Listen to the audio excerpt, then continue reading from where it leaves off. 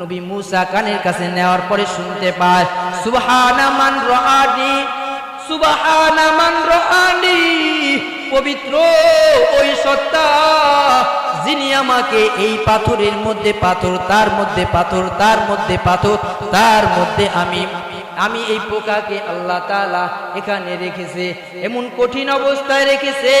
আর নবী মুসা তাকায় দেখলেন ওই পোকাটা বিড়বিড় করে কি যেন পড়ে।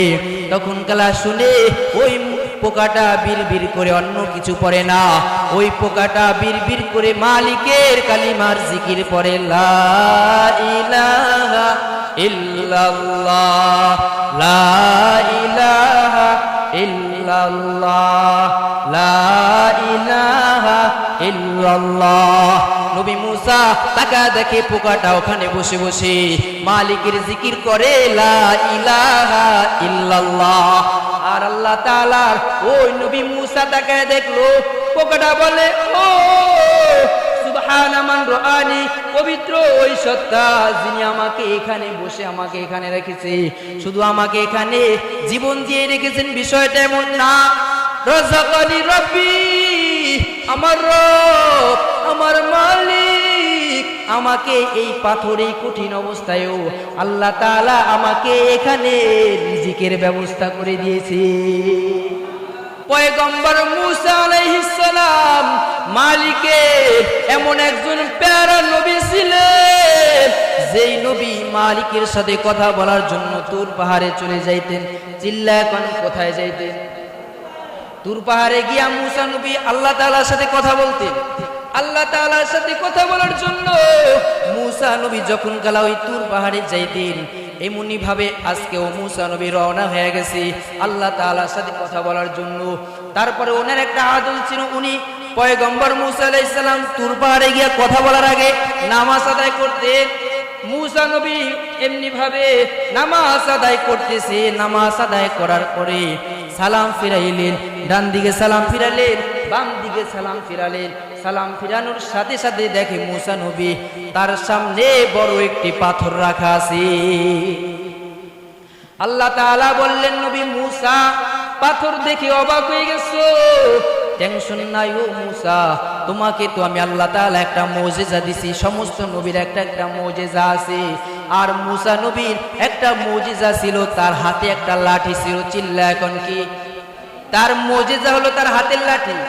ওই লাঠির কেমন বরকত ছিল রে! এই লাঠির বরকতটা হইল, যদি এই লাঠিটা জমিনে ছেড়ে দিত তাহলে বিশাল সাপ হয়ে যাইত। আর এই লাঠিটা দিয়া যদি পাহাড়ের বা পাথরের উপরে যদি বাড়ি মারত, তাহলে ওই পাথর ভেঙে ঝর্ণা হয়ে যেত। আর ওই লাঠিটা দিয়া যদি ওই সমুদ্রের মধ্যে বা সাগরের মধ্যে বাড়ি মারত, আল্লাহ তাআলার হুকুমে ওই সাগরটা দুই ভাগ হয়ে রাস্তা হয়ে যাইত। এই ক্ষমতা কি মুসা নবীর নাকি আল্লাহ? আল্লাহ তাআলার ক্ষমতা। আল্লাহ তাআলা নবীদেরকে হুকুম করতেন, ফাদরিব বিআসাকাল হাজার। তেমনি ভাবে নবী মুসাকে আল্লাহ তাআলা হুকুম করলেন, ফাদরিব বিআসাকাল হাজার। ও নবী মুসা, তোমার হাতে যে লাঠিটা আছে, ওই লাঠিটা দিয়া ওই পাথরের উপর তুমি আঘাত দাও। যখন কালা নবী মুসা লাঠিটা দিয়া পাথরের উপর আঘাত মারলো, আঘাত মারার সাথে সাথে নবী মুসা তাকায় দেখে পাথরটা দুই ভাগ হয়ে গেছে। কিন্তু আশ্চর্যের বিষয় হইল, পাথরের মধ্য থেকে আরেকটা পাথর বেরিয়ে আসছে। জোরে কোন সুবহানাল্লাহ। তারপর আল্লাহ তাআলা বলতেছেন, নবী মুসা অবাক হয়ে গেল নাকি? অবাকের চিন্তা নাই, কোনো টেনশন নাই। যেই পাথরটা বেরিয়ে আসছে, তোমার ওই হাতের লাঠি দিয়া ওই পাথরের উপর আবার একটা বাড়ি মারো। আল্লাহ তাআলার নবী মুসা আলাইহিস সালাম পাথরটা দিয়া আবার একটা যখন বাড়ি মারলেন, কিন্তু বাড়ি মারার সাথে সাথে ওই পাথরটাও দুই ভাগ হয়ে গেছে। কিন্তু আশ্চর্যের বিষয় হইল, পাথর দুই ভাগ হয়ে গেছে, কিন্তু ওই পাথরের পেট থেকে আর একটা পাথর বেরিয়ে আসছে। জোরে কোন সুবহানাল্লাহ। যখন কালা নবী মুসা দেখলেন ওই পাথরের পেট থেকে আর একটা পাথর বেরিয়ে আসছে, আল্লাহ তাআলা বললেন এই পাথরের উপর আরেকটা বাড়ি মারো। নবী মূসা যখন তার মুজিজার লাঠি দিয়ে ওই পাথরের উপর যখন তৃতীয়বারের মতো আবার বাড়ি মারলেন, বাড়ি মারার সাথে সাথে নবী মূসা তাকায়া দেখে ওই পাথরটা দুই ভাগ হয়ে গেছে। আর দুই ভাগ হওয়ার পর তাকায়া দেখে ওই পাথরের মধ্যে ছোট্ট একটা ঘর দেখা যায়। আর ওই ঘরের মধ্যে ছোট্ট একটা কালো পোকা, ওই কালো পোকাটা ওই ঘরের মধ্যে বসে বসে কি যেন বিড়বিড় করে পড়তেছে। আল্লাহ তাআলা ডাক দিয়া বলেন, নবী মূসা অবাক হয়ে গেল নাকি? অবাক হয়ে না রে নবী মূসা, ওই কালো পোকাটা ওই ঘরটা তোমার কানের কাছে নিয়ে দেখো পোকাটা কি বলে। ওই পোকাটা যখন কালা নবী মূসা কানের কাছে নিলেন, আর নবী মূসা কানের কাছে নেওয়ার পরে শুনতে পায় সুবহানা মান রাআনি, সুবহানা মান রাআনি, পবিত্র ওই সত্তা যিনি আমাকে এই পাথরের মধ্যে পাথর, তার মধ্যে পাথর, তার মধ্যে পাথর, তার মধ্যে আমি এই পোকাকে আল্লাহ তাআলা এখানে রেখেছে, এমন কঠিন অবস্থায় রেখেছে। আর নবী মূসা তাকায় দেখলেন ওই পোকাটা বিড়বিড় করে কি যেন পড়ে। তখন কালা শুনে ওই পোকাটা বিড়বিড় করে অন্য কিছু পড়ে না, ওই পোকাটা বিড়বিড় করে মালিকের কালিমার জিকির পড়ে, লা ইলাহা ইল্লাল্লাহ, লা ইলাহা ইল্লাল্লাহ, লা ইলাহা ইল্লাল্লাহ। নবী মূসা তাকায় দেখে পোকাটা ওখানে বসে বসে মালিকের জিকির করে, লা ইলাহা ইল্লাল্লাহ।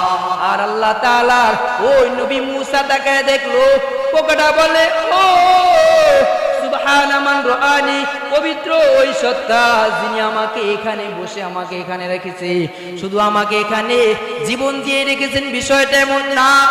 রাযাকানি রাব্বি, আমার রব, আমার মালিক আমাকে এই পাথরে কঠিন অবস্থায়ও আল্লাহ তাআলা আমাকে এখানে রিজিকের ব্যবস্থা করে দিয়েছে। রিজিকের মালিক কে? আরো জোরে কর। কিন্তু আমরা মালিকের কাছে রিজিক চাই না রে মুসলমান, আমরা রিজিক চাইতে যাই বা ধনী হইতে যাই পীরের দরবারে, বাবার দরবারে।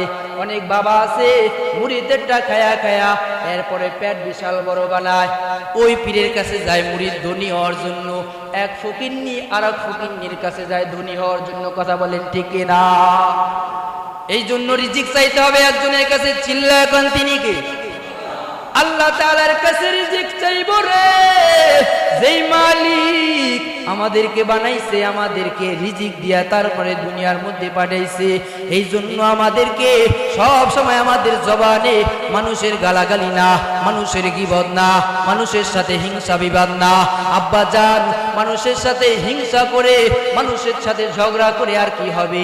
যখন চক্ষুটা টপ করে বন্ধ হয়ে যান, দুনিয়াটা অন্ধকার, আর মা থাকবে না, বাবাও থাকবে না, কেউ নাই রে, দুনিয়ার মধ্যে আপন বলতে কেউ থাকবে না। তখন কবরের টেনশন, আমার অন্ধকার, কবরে কি হবে? ইয়া নাফসি, ইয়া নাফসি। কথা বলেন ঠিক না?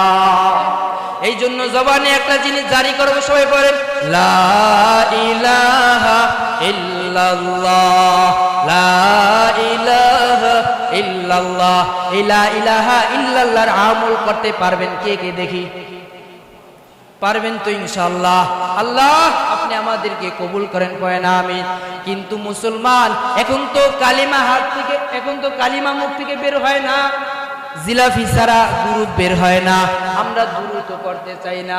যদি জিলাফির বড় প্যাকেট দেখে তাহলে দুরুদের আর লা ইলাহা ইল্লাল্লাহর জিকিরের আওয়াজ বেড়ে যায়। কথা বলেন ঠিক কিনা? এই জন্য জিলাফির প্যাকেট দেখে না। যদি আপনি এখান থেকে রাসূলের জন্য দুরুদ পড়েন একবার, আল্লাহ তাআলার রহমতের ফেরেশতারা এই দুরুদটা রাসূলের রওজা মুবারকে গিয়া পৌঁছায়া দিবে। শুধু পৌঁছাবে না, শুধু এমনি না, ওই দুরুদের পিছনে তার গোষ্ঠীর, তার নাম, তার আব্বাজানের নাম আব্দুর রহমান, তার নাম। ও নবী আপনার উম্মত আব্দুর রহমান, তার আব্বাজান আব্দুল করিম, সে কোন জায়গা থেকে পাঠাইছে? বলে শুভচন্ডী এক এলাকার পার্শ্বে থেকে আপনার এই উম্মত আপনার জন্য দুরূদ পাঠাইছে। আল্লাহ তাআলা রাসূল তখন কালা ওই উম্মতের প্রতি খুশি হয়ে যায়। এই জন্য আমাদের জবানে রাসূলের দুরূদ মুখে রাখার দরকার আছে না নাই?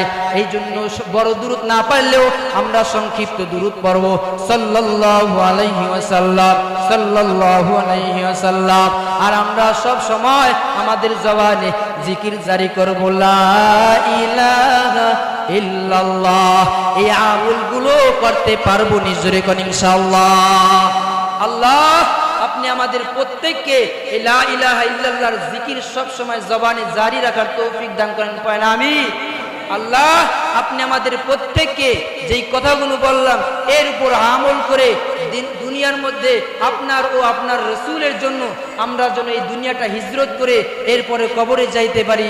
আল্লাহ আপনি আমাদের সেই তৌফিক দান করেন, পড়েন আমিন। এরপর আল্লাহ তাআলা রাসূলের সাহাবা আমিরুল মুমিনিন আবু হাফস ওমর ইবনুল খাত্তাব রাদিয়াল্লাহু তাআলা আনহু থেকে বর্ণিত, তিনি বলে আমার পেয়ারা নবী আমার হাবিব এরপরে ওই ইন্নামাল আমালু বিন্নিয়াত ওয়া ইন্নামা লিকুল্লি ইমরিইম মা নাওয়া ফামান কানাত হিজরাতুহু ইলাল্লাহি ওয়া রাসূলিহি ফাহিজরাতুহু ইলাল্লাহি ওয়া রাসূলিহি।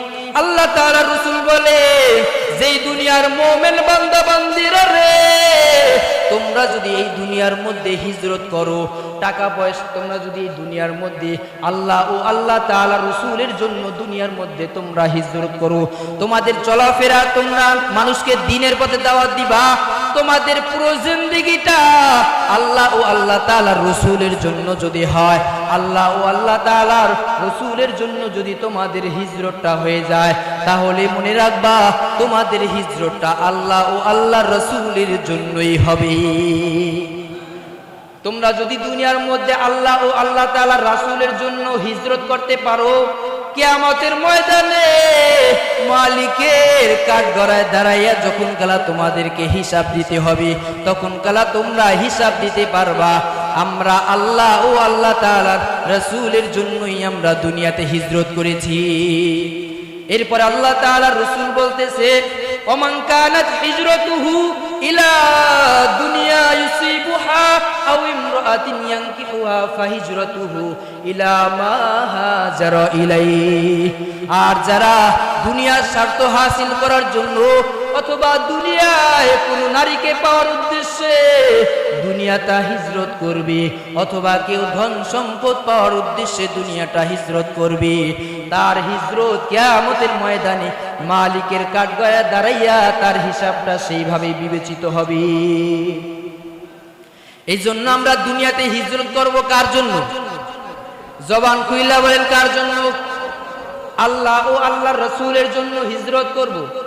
আমাদের জিন্দেগিটা আমাদের চলাফেরাটা যেন আমাদের আল্লাহর রাসূলের মতো হয়। আমাদের জিন্দেগির মধ্যে আমাদেরকে মানুষদেরকে দাওয়াত দিতে হবে দ্বীনের পথে। এক ভাই নামাজ পড়ে না, তাকে নামাজের জন্য ডাকবেন। ওই ভাই যদি নামাজে ফাঁকি দেওয়ার জন্য যদি বলে আমাদের প্যান্ট ভালো না, তখন কারা বলবেন ভাইজান কোনো টেনশন নাই, প্যান্ট ভালো না থাকলেও সমস্যা নাই, নামাজে চলে আসেন।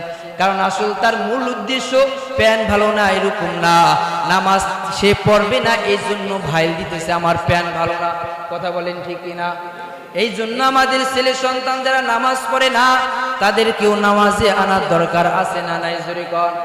আমাদের জিন্দেগিটা রাসূলের সুন্নতের আমল এবং সব জিকির আজকার দিয়ে আমাদের জবানটারে সব সময় ভিজায় রাখলে খুশি হবেন কে?